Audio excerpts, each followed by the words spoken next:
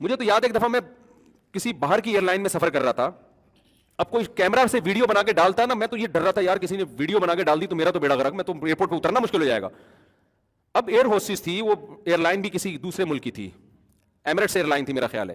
اب وہ air hostess بھی عربی, اب ظاہر ہے ایئر ہوسٹس تو اکثر ینگ ہی ہوتی ہیں. اب وہ کیا ہے, وہ بیچاری, اس کو اردو بھی آتی تھی کیونکہ پاکستان سے اتنے زیادہ اس کو اردو آ گئی تھی. اب اس نے کہا کہ میں آپ کے بیان سنتی ہوں بڑی عقیدت سے نا, تو کھانا وانا سب کو اس نے سرو کیا. پھر میرے ساتھ 2 سیٹیں خالی تھی, ادھر ہی آگے بیٹھ گئی وہ. اب ایئر ہوسٹس بیٹھ گئی, کہہ رہی ہے وہ آپ سے مجھے آدھا گھنٹہ اس نے مجھ سے بات چیت کی ہے. اردو تھوڑی کمزور تھی اس کی, لیکن اپنے مسائل اور یہ, اور مجھے آدھے گھنٹے میں مجھے الحمدللہ اللہ سے امید لگا کے کہہ رہا ہوں, کوئی دعوے نہیں, کہ مجھے کوئی الحمدللہ فتنہ نہیں ہو رہا تھا. کہ جو ہے نا جیسے ایک ٹین ایجز لڑکوں کو, تو وہ تو شاید یہ تاریخی لمحات ہوں ان کے لیے نا, ڈائری میں لکھ لیں.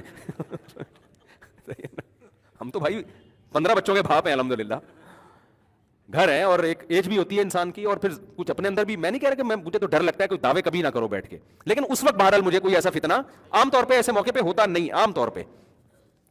تو میں بیٹھ گیا, میں اپنا آرام سے بیٹھوں, ادھر آ کے پہلے تو وہ مسائل پوچھتے رہی, پھر بیٹھی گئی. مجھے یہ ڈر لگ رہا ہے کہ یار کوئی کسی نے تصویر کھینچ کے ڈال دی نا تو میری ایسی کی تیسی. اب بتاؤ میں اس کو اگر اٹھاؤں وہاں سے, تھوڑا فاصلہ تھا الحمدللہ, یعنی بیچ میں ایک بندے کا فاصلہ تھا, وہ فاصلے سے بیٹھی ہوئی ہے. اب میں اس کو بولوں کہ آپ یہاں سے چلی جائیں, تو یہ غلط رویہ ہوگا. یہ آپ ایک میسج دے رہے ہیں کہ گویا مجھے آنٹی چونکہ آپ سے بہت فتنہ ہو رہا ہے اور اب میرے جذبات کنٹرول میں نہیں ہے, اور گناہ سے بچنا بھی فرض, گناہ کے مقدمات سے دفاع ہو جائیں یہاں سے آپ. نتیجہ چاہے کتنے ہی اچھے اخلاق سے آپ بولیں, تو ایسے موقع پہ جب وہ آپ کو اپنا ایک روحانی پیر و مرشد سمجھ رہی ہے, اور کراؤڈ پورے مجمع میں, کوئی بند کمرے میں تھوڑی ہے, بند کمرے میں کسی عورت کے ساتھ تنہائی جائز نہیں ہے. اتنا براڈ مائنڈڈ نہ بن جائیں کہ شرعی حدود ہی کو کراس کرنا شروع کر دیں. نبی صلی اللہ علیہ وسلم کی صحیح حدیث ہے کہ ایک مرد اور عورت تنہائی میں اکٹھے ہوتے ہیں, تیسرا کون ہوتا ہے؟ شیطان. تو بند کمرے میں کبھی, چاہے کوئی بھی آ جائے, کوئی خاتون آ جائے نا, کوئی کہ بڈھی ہو بیچاری, کوئی بوڑھی ہو 75-80 سال کی, وہ ایک الگ بات ہے, لیکن ینگ کوئی عورت آئے کہ میں نے تنہائی میں ملنا ہے آپ سے, میں کہتا ہوں بھائی آپ یہاں بیٹھے اور دروازے میں اپنے آفس کے کھول دیتا ہوں. میں لڑکوں کو بول دیتا ہوں بھائی اپنی بات شیئر نہیں کرنا چاہتی, آفس کے دروازے کیا ہوں گے, کیوں آپ اتنا نا براڈ مائنڈڈ بن جائیں کہ شرعی حدود ہی کو کراس کرنا شروع کر دیں نا. پھر اگر وہ کہہ رہی دروازے بند, میں دروازہ بند نہیں ہوگا بھائی, ٹھیک ہے نا, کیونکہ فتنے کا آپ بدگمانی کا موقع بھی نہ دیں, اور پھر اپنے اوپر اتنا اعتماد کرنا. تو 20 قسم کے ہوتے ہیں, تو جیسے جاہل پیر لوگ مل رہے ہوتے ہیں, تو نہیں بھائی اب دروازہ کیا ہوگا.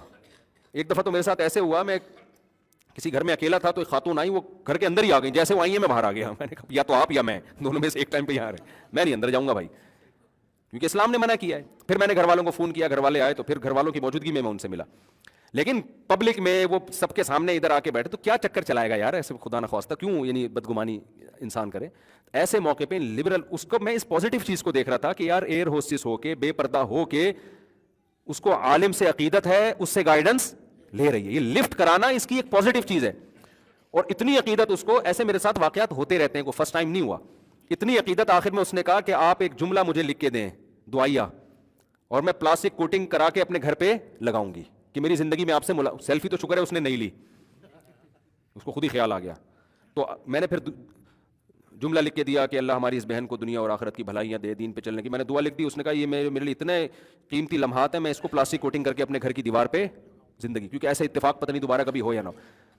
تو میں نے ایسے دیکھا ایئر ہوسٹس میں بھی جو بہت, یعنی ان کے اندر بہرحال ایک جذبہ ہے. آپ کو پتہ ہے نبی صلی اللہ علیہ وسلم نے فرمایا المرء مع من احب یوم القیامہ, انسان کو جس سے محبت ہوگی قیامت کے دن اسی کے, دینداروں کے ساتھ محبت. یہ محبت چھوٹا عمل نہیں ہے. میں لڑکیوں کو ایئر ہوسٹس بننے کی کبھی بھی ترغیب نہیں دیتا, کوئی خاتون میرا بیان سن کے ایئر ہوسٹس نہ بنے. مجھے یہ جاب اچھی نہیں لگتی, شریعت کو اچھی نہیں لگتی کہ اتنے مردوں میں آپ سرو کر رہی ہو. میں اس کو پروموٹ نہیں کر رہا, میں بتا رہا ہوں کوئی بھی کر رہی ہے کسی مجبوری سے یا خوشی سے, لیکن اس میں اگر ایک عیب ہے تو بیسیوں اس میں خوبیاں بھی, بولو نا, ہوں گی, بیسیوں خوبیاں بھی ہوں گی. تو آپ نے اس سے ایسا, پھر ایسے موقع پہ کوئی مجھے کہے گا یہ دیکھو لبرل لوگ ہیں انٹی کے ساتھ بیٹھے ہوئے ہیں. تو بھائی پہلے جو تھے نا, تو آپ جیسے داڑھی مونچھوں والے لوگ ہی آ رہے تھے, تو میرا بیان تھا سخت قسم کا, کرخت قسم کا, مجھے پتا تھا اس کے پھر بھی کوئی اثر نہیں ہوگا. تو ان کو تو تھوڑی سی لفٹ کرا دو تو یہی آدھی سے زیادہ تبلیغ ہو جاتی ہے, سمجھتا ہے کہ نہیں سمجھتا ہے. تو مولانا طارق صاحب پر بھی جو لوگ اعتراض کر رہے ہوتے ہیں نا, فلانے کے سر پہ دوپٹہ تھا, اس کے سر کے اوپر یار ٹوپی تھی, پتہ نہیں دوپٹہ تھا, رہا تو پبلک میں رکھا ہے نا, تو کیا یار کیوں اس کو اتنا نیگیٹو لے کے جا رہے ہو. تو دین کی تبلیغ کے لیے حرام کی اجازت آپ کو پھر بھی کسی صورت میں, جیسے شرابی پی رہا ہے تو آپ بولے ہاں پی لے, جب پوری پی لے گا تو پھر بات کروں گا, لیکن وہ کہے بات جب میں سنوں گا جب ایک گھونٹ تو بھی پیے گا. اب اگر آپ اتنے براڈ مائنڈڈ بن گئے کہ اس کو خوش کرنے کے لیے آپ نے کہا چلو ایک گھونٹ میں بھی پی لیتا ہوں, یہ براڈ مائنڈڈ نہیں ہے, یہ آپ نے شریعت کا بیڑا غرق, آپ نے اللہ کی حدود کو کیا کر دیا, کراس. تو اسی طرح نامحرم سے اگر آپ تنہائی میں مل لیے, تنہائی ہو گئی, کوئی تیسرا بندہ نہیں ہے, اب یہ براڈ مائنڈڈ, یہ تبلیغ کی آپ کو شریعت میں اجازت نہیں ہے, کیونکہ اب آپ اللہ کی حدود سے کیا کر رہے ہو.